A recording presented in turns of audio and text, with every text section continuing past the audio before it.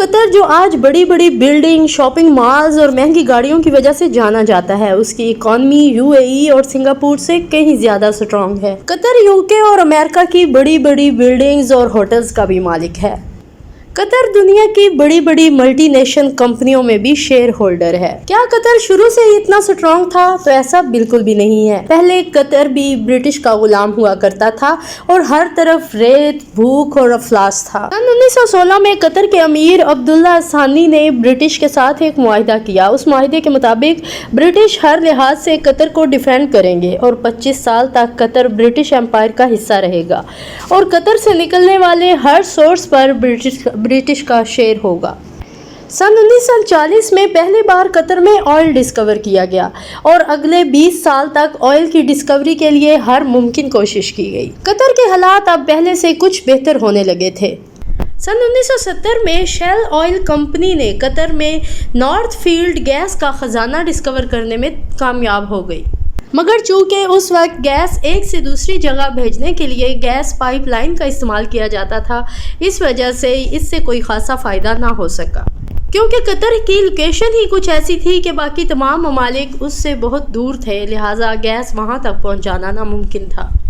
لہٰذا یہ Discovery official papers تک ہی محدود ہو کر رہ گئی۔ سن 1971 میں قطر کو برٹش سے آزادی ملی اور وہ ایک آزاد ملک کے طور پر دنیا کے نقشے پہ ابھرا۔ اب قطر کو برٹش سے آزادی تو مل گئی، لیکن 25 سال گزر گئے، انہیں کوئی ان کے حالات میں بہتری دیکھنے کو نہ مل سکی۔ سن 1995 میں حماد بن خلیفہ الثانی نے اپنے ہی باپ خلیفہ بن حماد الثانی سے بغاوت کر کے اپنے باپ کی حکومت کا تختہ ہی پلٹ کر رکھ دیا۔ اب حماد الثانی قطر کا امیر بن گیا اور اس کا ایک ہی مشن تھا اور وہ تھا گیس، کیونکہ حماد بن خلیفہ اس بات کو جانتا تھا کہ گیس کا جو خزانہ قطر میں موجود ہے اسے استعمال کر کے ہی وہ اپنے ملک کو ترقی یافتہ بنا سکتا ہے۔ قطر کے امیر نے ایک گیس لیکوڈ کمپنی کے ساتھ پیسہ انویسٹ کیا۔ اس میں گیس کو لیکوڈ فارم میں چینج کیا جاتا ہے اور پھر بحری جہازوں کے تھرو دوسرے ممالک تک پہنچایا جاتا ہے۔ قطر نے اس فیلڈ پر بے تحاشا انویسٹمنٹ کی اور آج وہ LNG کا سب سے بڑا ایکسپورٹر ہے۔ آج قطر جاپان، انڈیا، چائنا اور کوریا جیسے بڑے بڑے ممالک کو ایکسپورٹ کرتا ہے گیس۔ اب گیس کی ایکسپورٹ سے ڈالر تو آ رہے تھے، مگر قطر کو ترقی دینے میں یہ ایک چھوٹی سی کڑی تھی، کیونکہ قدرتی وسائل کا ہونا اور ان وسائل کو استعمال میں لا کر ڈالر کمانا یہ تو ایک عام سی بات ہے، لیکن اس سے حاصل ہونے والی آمدنی کو استعمال میں لانا بات تو یہ تھی۔ مگر ایکسپورٹ سے حاصل ہونے والی آمدنی کو استعمال کر کے ترقی کی راہ پر گامزن ہونا یہ امپورٹنٹ تھا۔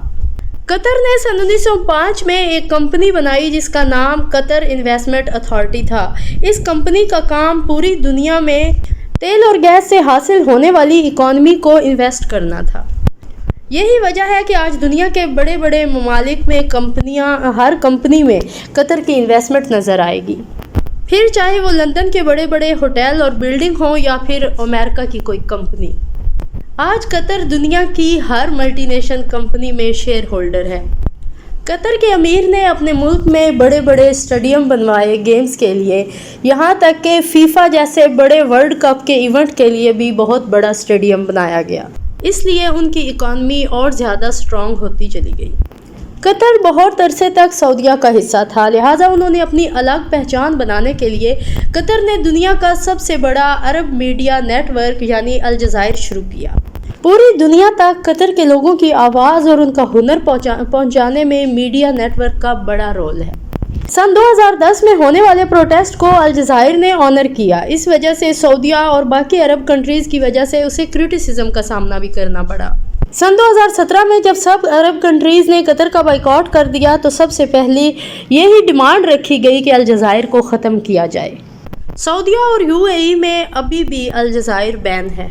سعودی عربیہ کا یہ بائیکاٹ مکمل طور پر فیل ہو گیا۔ سعودیہ کو سب کنٹریز کی سپورٹ حاصل نہیں تھی، کویت اور عمان بھی اس میں شامل نہیں تھے۔